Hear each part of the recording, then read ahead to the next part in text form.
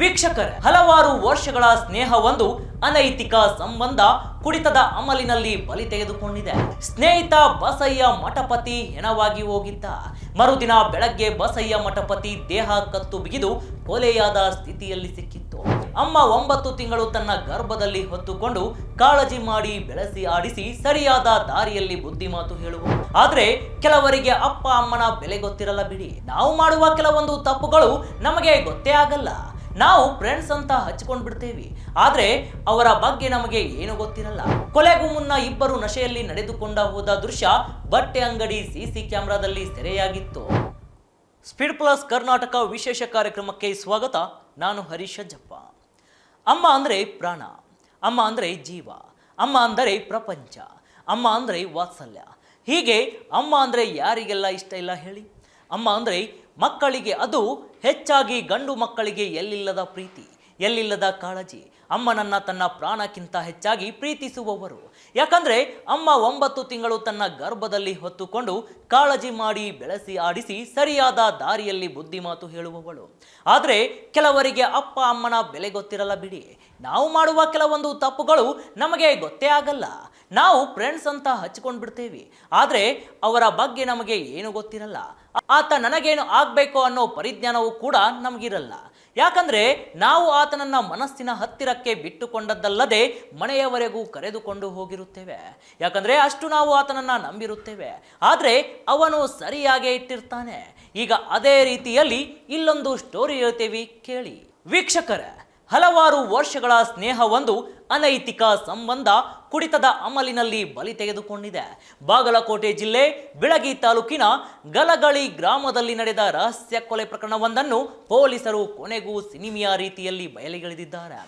34 ವರ್ಷದ ಬಸಯ್ಯ ಮಠಪತಿ ಹಾಗೂ 24 ವರ್ಷದ ಬಸವರಾಜ್ ಲಿಂಗನೂರು ಇಬ್ಬರು ಸ್ನೇಹಿತರು ಸೆಪ್ಟೆಂಬರ್ 12ರಂದು ರಾತ್ರಿ ಎಣ್ಣೆ ಪಾರ್ಟಿ ಮಾಡಿ ಮನೆಗೆ ತೆರಳಿದ್ದರು. ಆದರೆ ಮಾರ್ಗದ ಮಧ್ಯೆ ನಡೆದಿರೋದೇ ಬೇರೆ ವೀಕ್ಷಕರೇ. ಸ್ನೇಹಿತ ಬಸಯ್ಯ ಮಠಪತಿ ಹೆಣವಾಗಿ ಹೋಗಿದ್ದ. ಮರುದಿನ ಬೆಳಗ್ಗೆ ಬಸಯ್ಯ ಮಠಪತಿ ದೇಹ ಕತ್ತು ಬಿಗಿದು ಕೊಲೆಯಾದ ಸ್ಥಿತಿಯಲ್ಲಿ ಸಿಕ್ಕಿತ್ತು. ಆದರೆ ಈತನ ಜೊತೆಗೆ ಮದ್ಯ ಸೇವಿಸಿದ್ದ ಬಸವರಾಜ್ ಲಿಂಗನೂರು ನಾಪತ್ತೆಯಾಗಿದ್ದ. ಬಸವರಾಜ್ ಲಿಂಗನೂರು ನಾಪತ್ತೆಯಾದ ಕಾರಣ ಆತನ ಮೇಲೆ ಪೊಲೀಸರಿಗೆ ಸಂಶಯವಿತ್ತು. ಆದರೆ ಅದು ಸಾಬೀತಾಗಿರಲಿಲ್ಲ. ಕೊಲೆಗೂ ಮುನ್ನ ಇಬ್ಬರು ನಶೆಯಲ್ಲಿ ನಡೆದುಕೊಂಡ ಹೋದ ದೃಶ್ಯ ಬಟ್ಟೆ ಅಂಗಡಿ ಸಿಸಿ ಕ್ಯಾಮೆರಾದಲ್ಲಿ ಸೆರೆಯಾಗಿತ್ತು. ಇನ್ನು ಈ ಮಧ್ಯೆ ನಾಪತ್ತೆಯಾಗಿದ್ದ ಬಸವರಾಜ್ ಲಿಂಗನೂರು ತಾಯಿಗೆ ಕರೆ ಮಾಡಿ ಮನೆಗೆ ಪೊಲೀಸರು ಬಂದಿದ್ದಾರಾ ಎಂದು ವಿಚಾರಿಸಿದ್ದ ಅಷ್ಟೇ. ಸಿಸಿ ಕ್ಯಾಮೆರಾ ದೃಶ್ಯ ಹಾಗೂ ಅದೊಂದು ಕರೆಯಾಧರಿಸಿ ಬೆಳಗಿ ಪೊಲೀಸರು ಕೊಲೆಗಾರನ ಪತ್ತೆ ಹಚ್ಚಿದ್ದಾರೆ.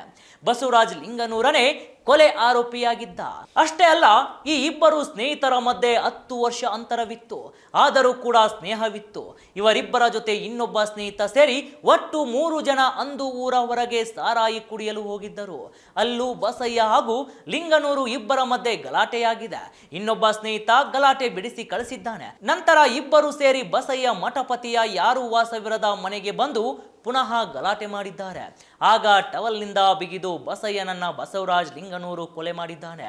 ಇದಕ್ಕೆ ಕಾರಣ ಪರಿಶೀಲನೆ ವೇಳೆ ಗೊತ್ತಾಗಿದೆ ನೋಡಿ. ಬಸಯ್ಯ ಮಠಪತಿಯ ಸಹೋದರ ಬಸವರಾಜ್ ಲಿಂಗನೂರು ತಾಯಿ ಜೊತೆ ಅನೈತಿಕ ಸಂಬಂಧ ಹೊಂದಿದ್ದ ಕಾರಣಕ್ಕೆ ಇದಕ್ಕೆ ಕಾರಣ ಪರಿಶೀಲನೆ ವೇಳೆ ಗೊತ್ತಾಗಿದ್ದೆ ನೋಡಿ. ಬಸಯ್ಯ ಮಠಪತಿಯ ಸಹೋದರ ಬಸವರಾಜ್ ಲಿಂಗನೂರು ತಾಯಿ ಜೊತೆ ಅನೈತಿಕ ಸಂಬಂಧ ಹೊಂದಿದ್ದ ಕಾರಣಕ್ಕೆ ಕುಡಿತದ ಅಮಲಿನಲ್ಲಿ ಇಬ್ಬರು ಜಗಳವಾಡಿಕೊಂಡಿದ್ದರು ಎಂಬುದು ಬಯಲಾಗಿದೆ. ಈ ವಿಚಾರಕ್ಕೆ ಮಾತಿಗೆ ಮಾತು ಬೆಳೆದು ಕೊಲೆ ಮಾಡಿದ ಬಸವರಾಜ್ ನಂತರ ಬೈಕ್ ತೆಗೆದುಕೊಂಡು ಮಹಾರಾಷ್ಟ್ರ ಕಡೆ ಪರಾರಿಯಾಗಿದ್ದ. ಮಾರ್ಗ ಮಧ್ಯೆ ಕೃಷ್ಣಾ ನದಿಯಲ್ಲಿ ಟವೆಲ್ ಎಸೆದಿದ್ದ. ಮಹಾರಾಷ್ಟ್ರದ ಸೊಲ್ಲಾಪುರದಿಂದ ತಾಯಿಗೆ ಕರೆ ಮಾಡಿದ್ದ. ಆ ಮೂಲಕ ತಾನು ಇರುವ ಜಾಗವನ್ನ ತನಗೆ ಅರಿವಿಲ್ಲದೆ ಪೊಲೀಸರಿಗೆ ಗೊತ್ತಾಗಲು ಕಾರಣನಾಗಿದ್ದಾನೆ.